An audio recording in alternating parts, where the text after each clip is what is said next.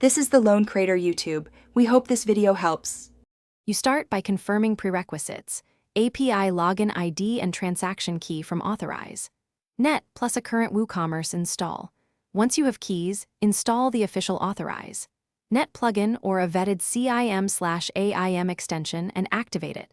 Make sure you're on a staging site and toggle sandbox mode. This prevents live charges while testing. Now go to Woocommerce settings, open payments, and select Authorize. Net to begin credential entry and configuration. That's your first actionable step. Once credentials are inserted, choose Sandbox versus Live and select the transaction mode.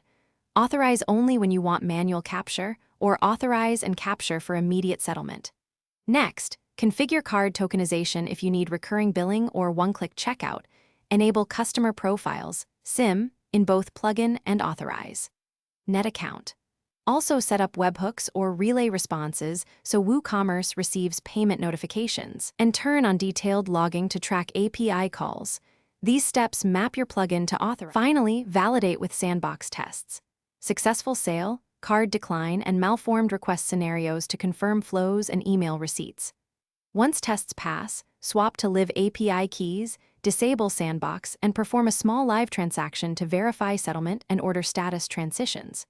If things break, check plugin logs, server timeouts, and webhook endpoint responses.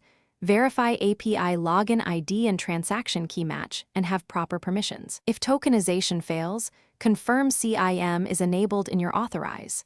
Net account and retry. Thanks for watching. Consider subscribing if we helped you.